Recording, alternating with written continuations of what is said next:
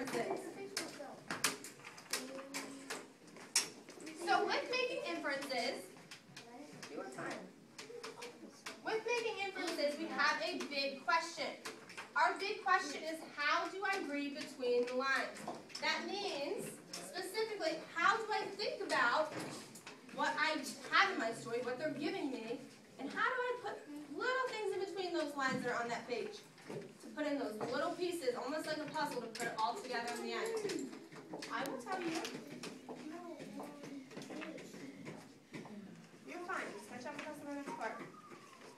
Okay, so up here, you're not writing anything down. These are just 3 points. Making inferences means, again, that you're taking a guess. Using what you know, what they give you, trying to figure out a guess. When you draw a conclusion, you are inferring. Drawing conclusions and making inferences are pretty much the same thing. Then, if an author does not state all the details, you have to infer. Okay, so that's where you're putting in your information to try to figure it out. Okay? So, look at our next part. The one that you just showed me. I'll let you know when you need to write. Put it down. Okay, so making inferences. Now it's your turn. You are writing down on your lines here the parts that I have underlined in yellow. Okay, so the first one, you're filling in a reasoned guess on that first line. An inference is a reasoned guess about what you don't know based on what you do know. Okay, so taking what you know and figuring out the story.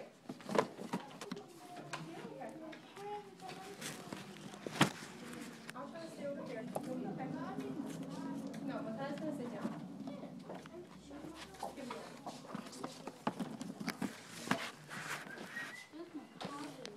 Okay, so again, an inference is a reasoned guess. Does anybody have an idea of what that word reason means?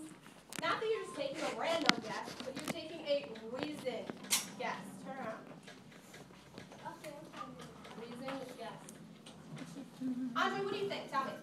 I think like if a person thinks they know the answer, they might say they might do a reason guess, like they might say the closest number to it. Okay, so good. I like how he kind of pulled in math, right? Because we can make a lot of connections between reading and math. Okay, pulling all of our subjects together and using what you already know. Again, it is prior knowledge. Okay, that's what you already know. So with this, a reasoned guess, Andre gave us an example. He said that if you're trying to guess a number and someone tells you it's between 5 and 8, okay, you're going to use your reasoned guess, which means that you know that 5, 6, 7, 8. You're going to choose one of those numbers in between. Use what you know. Andre, sit down. Hi, what do you think? Reasoned guess.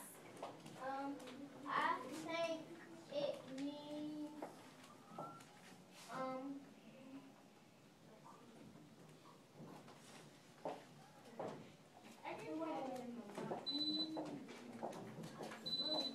Keep thinking, Todd. Hello? Anna? Yes, I can. Yeah? Show you around the office real quick.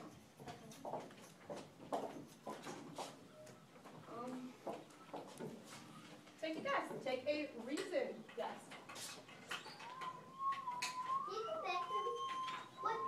That's who you need to show me. Yes, I can. Andre, you want to add to what you have? With the thing that I was saying, you could, there is another one that you could say, and like if you could think, Nice.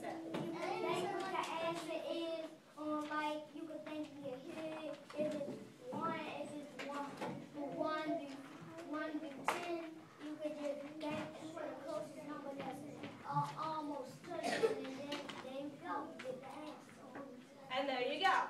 Okay, so you're right, Andre. You're definitely on the right track. And he's, again, relating it to math.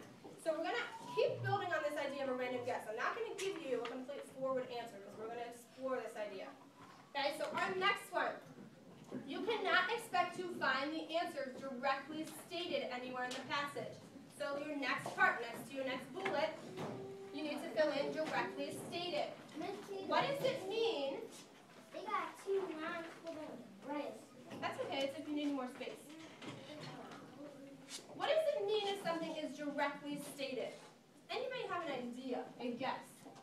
What does it mean if something is directly stated in a story or in a passage?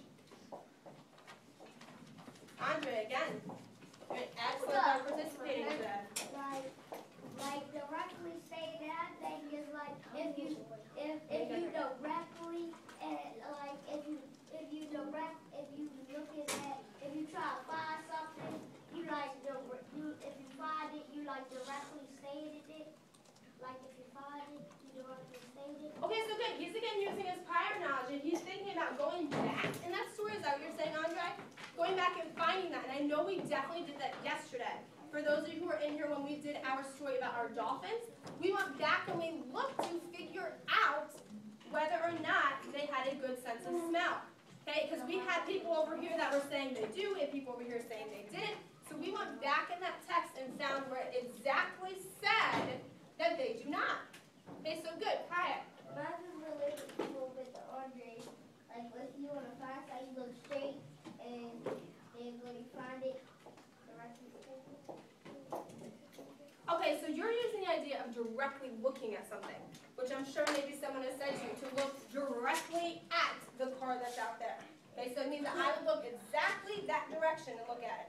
Okay, which is very similar to what we're doing. You're, again, applying what you know. Okay, and again, I'm not going to give you a forward answer because we're going to keep exploring. Our last one, you must use the information to make logical inferences. And